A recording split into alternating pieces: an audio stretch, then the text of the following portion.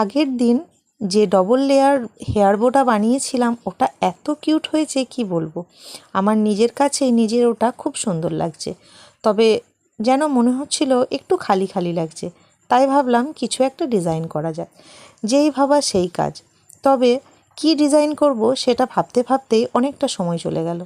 তারপরে নিজের যত বাক্স প্যাঁটরা আছে সব খুললাম, যে আমার কাছে কি কি মেটেরিয়াল আছে দেখি যেটা দিয়ে ডিজাইন করলে এটা ভালো লাগবে। তারপরে দেখলাম যে সিলভার কালারের কয়েকটা হার্ট শেপের সিকোয়েন্স আছে, আর আছে ছোট্ট ছোট্ট সাদা সাদা পুঁথি। তো ওই একটা করে হার্ট শেপ এর সিকোয়েন্স আর তার উপরে ছোট্ট একটা সাদা পুঁথি দিয়ে সেলাই করে নিয়েছি। ঠিক একইভাবে ওই একটা কোণে আমি 3টে হার্ট শেপের সিকোয়েন্স আর ছোট্ট পুঁথি দিয়ে সেলাই করে নিয়েছি।